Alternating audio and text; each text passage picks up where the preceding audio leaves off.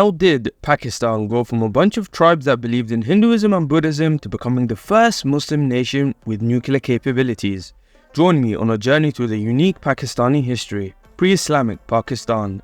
Before the arrival of Islam, the region that is now known as Pakistan was marked by a variety of different cultures and religions. It also featured notable cities like Taxila, celebrated for its university and status as a center for Buddhist learning. Multan, famous for a strategic position on the trade routes connecting South Asia to Central Asia and the Middle East. The main religions at the time were Hinduism and Buddhism, which were practiced alongside a variety of local tribal religions. The region was a part of a greater Indian subcontinent and was influenced by several major empires, including the Maurya Empire and the Gupta Empire, which brought with them unique cultural and religious exchanges. Architectural sites from the Indus Valley highlight the advanced planning and complex society that existed long before Islamic influence. How and why did Islam arrive though? The arrival of Islam. The introduction of Islam to the region that is now known as Pakistan began through trade routes used by Arab merchants. These merchants travelling as far as the Indus River brought not only goods but also the teachings of Islam. But the locals didn't take to it straight away. In fact, they looked down upon it at first. The most significant event marking the start of Islamic influence was the conquest of Sindh in 711, led by Muhammad bin Qasim, a general of the Umayyad Caliphate. Pay attention, this is the most important part of this video. One of the reasons behind the Umayyad Caliphate's decision to send a military force to Sindh, led by Muhammad bin Qasim, was in response to a specific incident involving the kidnapping of a woman. According to historical accounts, Raja Dahir, the ruler of Sindh at the time, had allegedly captured and mistreated a group of Muslim women making their way to Hajj, including the niece of Hajjaj bin Yusuf, the governor of Iraq under the Umayyad Caliphate. Upon hearing on this incident, Hajjaj then urged Khalif al-Walid I to take action against Raja Dahir and to seek retribution for the mistreatment of Muslim women. In response to Hajjaj's appeal, the Caliph appointed Muhammad bin Qasim, a young general who was only 16 at the time, to lead an expedition to Sindh with the mission of avenging the abduction of Muslim women and spreading Islam in the region. This, however, was probably not the only reason, and there must have been thoughts of capitalizing on the rich Indian subcontinent and securing trade routes, plus it was a perfect place for maritime trade. Muhammad bin Qasim led a well-coordinated military campaign against Raja Dahir, the ruler of Sindh.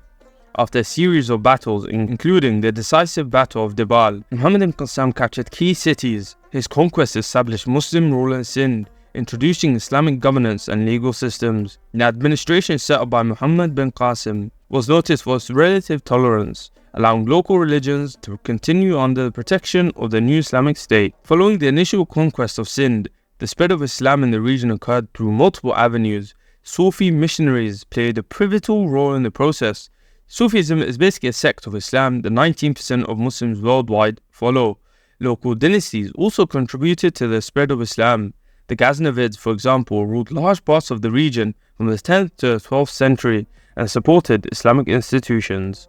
Mahmud of Ghazni, a notable ruler, supported scholars and built mosques and madrasas, which became centers of Islamic learning.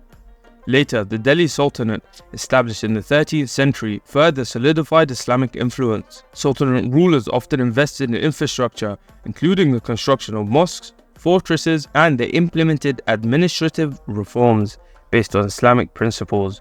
The Mughal Empire, established in the 16th century, played a crucial role in the consolidation of Islam in the region. Mughal empires like Akbar, Jahangir, and Aurangzeb built grand mosques, supported Islamic scholars, and integrated Islamic laws into their administration. But I won't go into details when it comes to the Mughals. I'll make a separate video on the Mughals. While many embraced Islam, there were pockets of resistance among local populations. Some communities clung on to their traditional beliefs and practices, resisting the changes brought by this new religion. The resistance sometimes manifested in local rebellions or passive non-compliance with Islamic rulers. However, over time, the Islamic practices were adapted to fit the local context. This included the incorporation of local customs into Islamic rituals. For example, the celebration of Urs, the death anniversaries of Sufi saints, became significant local festivals, blending Islamic spirituality with local cultural practices. These adaptations eased resistance and allowed Islam to be more deeply rooted in the region. I must mention, however, this is not allowed in most Islamic schools of thought.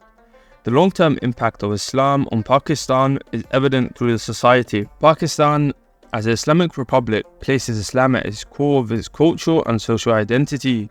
The country's legal framework is heavily influenced by Islamic law and Islamic principles guide many aspects of daily life, including education, family law, and social norms. The historical journey of the region's conversion to Islam continues to shape its current religious and cultural landscape. Islamic Eids are now national holidays, and the country hosts many mosques and madrasas that are central to community life. Understanding this history provides crucial insights into Pakistan's current identity and its legacy. And that concludes this video. Thank you so much for watching. If you find this video informative, please like, comment and subscribe to my channel.